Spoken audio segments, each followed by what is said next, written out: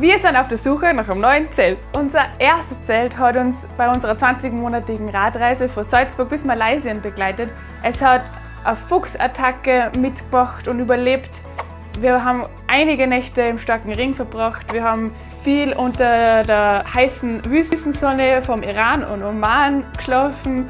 Und ja, wir haben es auch viele Male nähen müssen. Ihr könnt es da sehen. Unser altes Zelt war ein VD Space L 3P.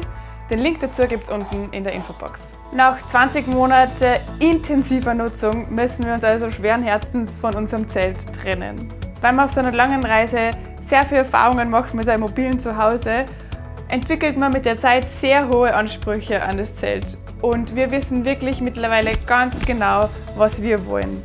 Und welche Kriterien unser neues Zelt erfüllen muss, das zeigen wir heute euch in dem Video. Aber zuerst packen wir das neue Zelt einmal aus und schauen, für welches wir uns eigentlich entschieden haben.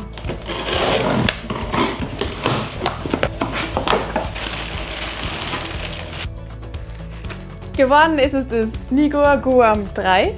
Gleich vorab, das ist kein Sponsoring oder keine bezahlte Werbung. Wir haben sowohl unser altes Zelt als auch das neue Zelt selbst gekauft. Aber jetzt schauen wir mal in die frische Luft und bauen das Zelt einmal gemeinsam zum ersten Mal auf.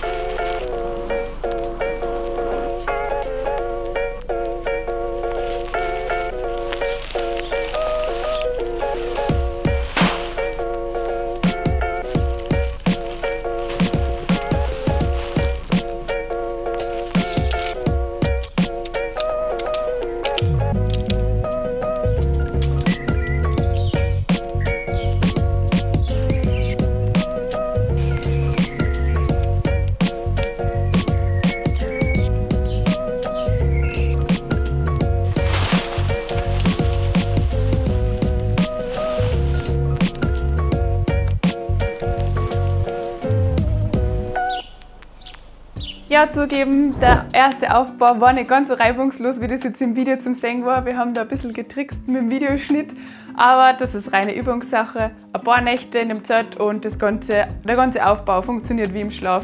Es ist einfach nicht schwer zum Aufbauen, es ist halt anders zu dem, wie wir es gewohnt sind und deswegen war der erste Aufbau nicht ganz so einfach. Kommen wir mal jetzt zu den wichtigsten Kriterien bei der Zeltauswahl. Der Reini geht kurz raus und macht einen Kaffee.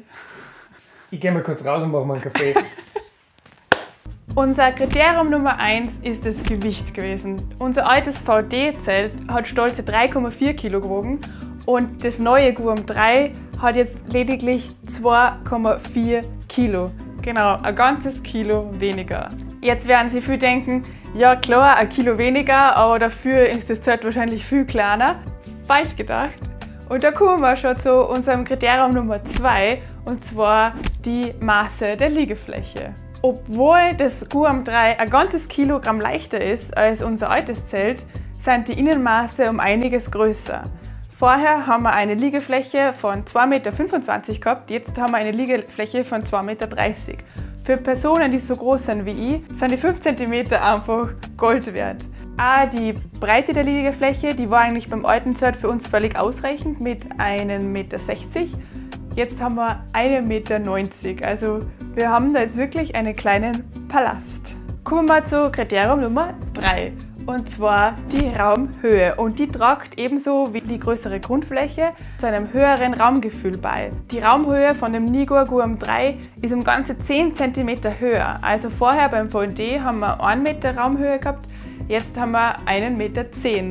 Und wer sich in einem Zelt schon mal umgezogen hat, der weiß, dass die 10 cm sehr entscheidend sein können. Kommen wir mal zu Kriterium Nummer 4. Es ist uns wirklich sehr wichtig, dass das Innenzelt separat zum Aufstellen ist, sprich, dass das Innenzelt selbststehend ist. Man kann also in sehr heißen Klimazonen oder in warmen Sommernächten in Europa das Außenzelt runtergeben und hat dann nur mehr das Innenzelt stehen. Dadurch hat man wesentlich bessere Belüftung, es ist wesentlich angenehmer in der Nacht, die Temperaturen werden einfach niedriger und man muss nicht mehr so viel schwitzen. Bei unserem alten Zelt, bei dem VD, war das leider nicht möglich. Wir haben aber uns dann in Thailand selbst eine kleine Kreation gebaut, ihr seht es da. Wir haben uns so Ösen an den Ecken gemacht, damit wir das Innenzelt auch freistehend aufstellen können. Und das hat uns wirklich die Nächte sehr, sehr viel angenehmer gemacht. Jetzt läuft's. Ja. Kriterium Nummer 5. Das gesamte Zelt sollte freistehend sein. Man kennt das von den Tunnelzelten, die brauchen immer Abspannungen in den Boden, damit sie überhaupt stehen. Ein Kuppelzelt hingegen ist meistens selbststehend. Bedeutet, dass wenn wir mal nicht auf einer Wiese campen, sondern auf harten Untergrund, auf dem Beton, dass das Zelt trotzdem steht, ohne dass man Haringe im Boden versenken muss. Wir haben die Erfahrung auf unserer Reise gemacht, dass man sehr oft auf solchem Untergrund campt. Insofern ist es für uns ein unumgängliches Kriterium, dass das Zelt freistehend ist. Kriterium Nummer 6. Wir brauchen unbedingt 2 Eingänge und 2 Apside. Einerseits ist es praktisch, weil dann nie der andere über den anderen drüber kraxeln muss, aber es ist auch praktisch, wenn jeder seinen Eingang hat mit Apsiden, wo man genügend Stauraum hat für das ganze Gepäck. Besonders wichtig für uns war auch Kriterium Nummer 7, und zwar die Wassersäule. Unser neues Zelt hat jetzt eine Wassersäule von 3000 mm und der Zeltboden hat sogar eine Wassersäule von 10.000 mm. Und da werden wir wirklich skandinavischen Regen testen, wie wasserdicht das neue Zelt sein wird. Und last but not least, Kriterium Nummer 8, die Farbe des Außenzelts. Wir dann einfach sehr gern wild campen und bleiben dabei so gut wie es geht unentdeckt. Insofern hat sich die Farbe Grün als ideal herausgestellt. Also die Farbe vom VD-Zelt, die war schon wirklich ideal. Das Gurm 3 hat jetzt eine ähnliche Farbe, ein bisschen dunkler, aber das ist wirklich perfekt grün, tut sich einfach schön in die Landschaft einschmiegen und da bleibt man immer ganz gut unentdeckt. Das Zelt klingt also jetzt wie die eierlegende Wollmilchsau, aber wo ist eigentlich der Haken? Ja, es gibt einen Haken, und zwar der Preis. Wir haben jetzt für das Zelt inklusive Footprint um die 760 € bezahlt, und das ist schon einmal eine Hausnummer. Unser altes Zelt, das VD Space, kostet momentan die Hälfte circa. Ja, so um die 400 € kriegt man das Space VD-Zelt. Beim Nigo muss man da schon deutlich mehr Geld ausgeben. Ein zweiter Nachteil, den wir schon von anderen Radreisenden gehört haben, die das Zelt auch benutzt haben, ist, dass es leider sehr windanfällig ist. Das Zelt ist relativ steil gebaut, dadurch entsteht auch die hohe Raumhöhe, aber dadurch ist es natürlich viel windanfälliger.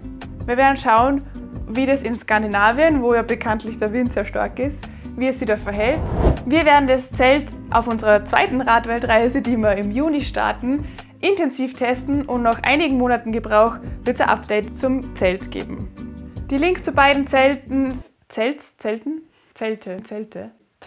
beiden Zelte, beiden Zelte, das Zelt, die Zelte, ja sicher. Die Links zum VD-Zelt und zum Nigo-Zelt gibt es in der Infobox. Und ja, nächste Woche geht es mit unserer China-Serie weiter. Wir hoffen, euch gefallen die Videos bisher. Wer es noch nicht gesehen hat, der kann das jetzt gerne nachholen. Und dann sehen wir uns nächste Woche in China wieder.